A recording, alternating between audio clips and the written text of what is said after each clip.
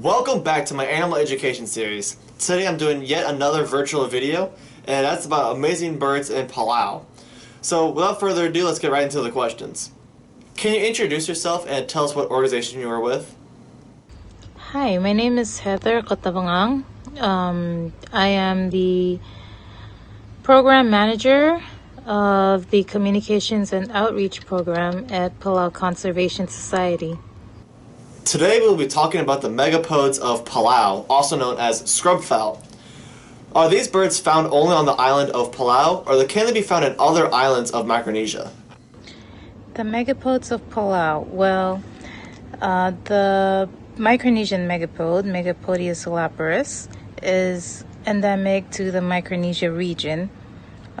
Historically, it's found in the CNMI, I believe Guam, and Palau as well. However, here in Palau, there is an endemic subspecies of that, the Megapodius olaparus senex, that you can only find in Palau. Are these scrubfowl a native species to the island, or were they introduced or an invasive species? The Palau megapode is an endemic subspecies to Palau, and it is only found in Palau. It's not invasive and it's not introduced. What type of environment do these birds prefer? The birds actually prefer sandy environment like beach area. They are found mostly in rock islands and atolls up in the north, but some of them have been spotted, have been documented on the main island of Palau, the biggest island of Palau, which is Babaldao. That's mostly a forested volcanic area. Based on the research that I did, these birds are primarily terrestrial animals. And being on an island in the middle of the Pacific Ocean, typically that means they would have had to fly over at some point.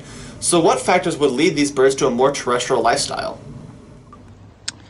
Yes, these birds are primarily terrestrial, but who knows? Historically, we're not sure where they came from. We're not sure how they moved, but they do fly. We haven't been able to do research on their movement on the islands, but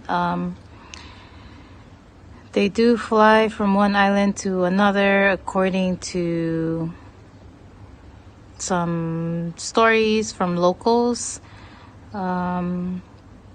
Especially in the island of Cayenne that's way up north. It's an atoll island. We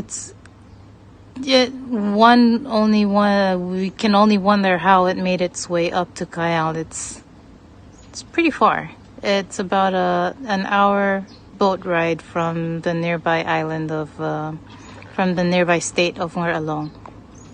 As well, during my research, I discovered that these birds are the most mature coming out of the egg of the entire bird world. Do you mind elaborating a little bit more on that? I've heard a lot about how the Palau megapode is hatched maturely. I have not seen it, but I have always seen juvenile megapodes that are, they're ready to walk, run, a little bit of flying. They have all their feathers. But a lot of the locals tell of megapodes coming out of their mounds ready to forage, ready to go on their own. Another really interesting fact about these birds is that they are known as mound builders. So can you explain to us why they are known as mound builders? These birds are known as mound builders because they incubate their eggs by building a mound over it. Megapodes around the world are known to use the heat of volcanoes, like underground, to incubate their eggs, but these birds are different, whereas they use the the decaying leaves and other materials to incubate its egg. And they do this by putting it in a mound against a tree or some kind of structure. I also read that males will tend to the nest to ensure that the incubation temperatures of the eggs remain constant. So how do these birds do that? I am not sure who tends to the nest of a megapode. I believe both male and female tend to the nest.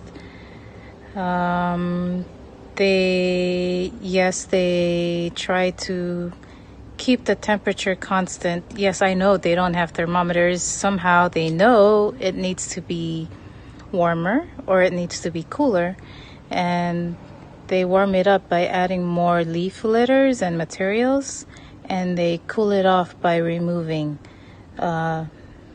leaf litters or materials on the mound. I see a lot in nature that terrestrial birds tend to be more solitary animals. Do these fowl follow the same example, or do they stay together in flocks or in large groups? If these birds are solitary, I highly doubt it. They do not live in a flock, but most of the time you encounter a megapode in the forest, there's going to be at least a pair. Either that, or you hear them calling each other, the male calling the female and the female calling the male. But they do not flock together. There is mounds that are, well, you can say mega mounds. They're really, really big. And it is said that it's a communal mound where more than one megapode uses it for nesting. What does the scrubfowl's diet mostly consist of in Palau? When you think of a scrubfowl's diet, megapode, you can closely relate to a chicken. They're opportunistic, omnivores.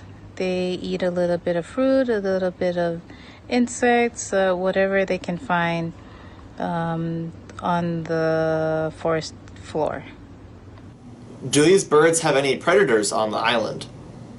Predators. Of course, there's always the rats. Rats are the main predators for every single bird out there. There is also the monitor lizard is a potential predator. The monitor lizards are known to eat eggs as well as little hatchlings. What is the current IUCN status of the scrubfowl? The IUCN status for the Palau scrubfowl or the Palau Megapode is endangered. What factors are impacting the Palau Megapode populations? What may impact them? Well, there's predators, that's one. Invasive species like rats or cats. There's also threats from humans because the locals like to eat the eggs and would dig up megapode eggs. There is also the threat of climate change. Typhoons, the change in the landscape, sand erosion, it all leads to a decrease in habitat that is useful for the Palau Megapode. Are there any efforts currently in place in Palau to save the species? Efforts to save the species include local laws of no hunting, harming, or anything like that. Of course, there's still poachers out there, but there are rangers at states that are enforcing these laws. There is also protected areas that designate important areas for Palau Megapodes for protection and management.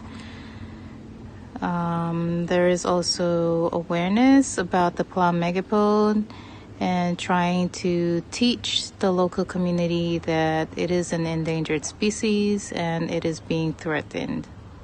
Why is it so important to save this bird from extinction? I feel it's important to save every biodiversity if possible. This bird, this Palau Megapode, is not only an important part of the ecosystem, but it is also an important part of our lives. It is known historically as a food source for the local people. And most importantly, this bird is endangered. If we don't save it, it's going to be gone forever, and that's it.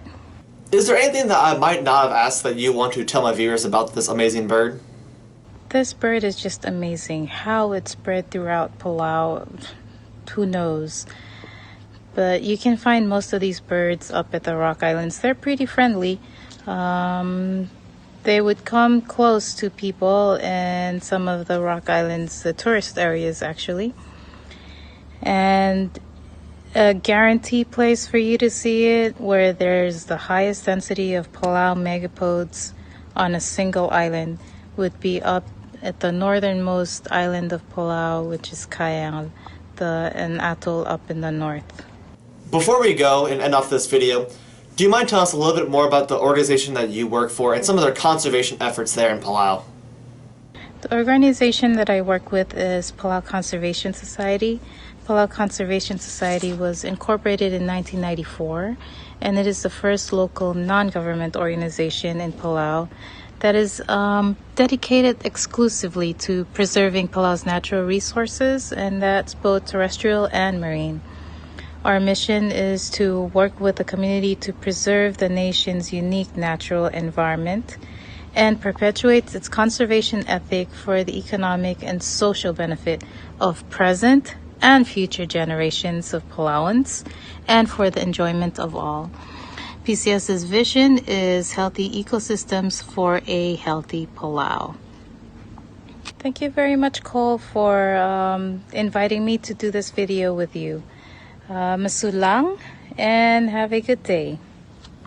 I would like to say a special thank you to Heather from the Palau Conservation Society for helping me put this video together. It definitely would not have been possible without her and her knowledge of this amazing animal.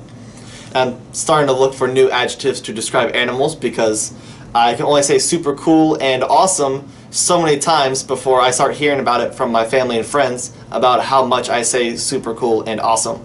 So amazing is the adjective I'm going with today about this bird that I didn't know too much about beforehand.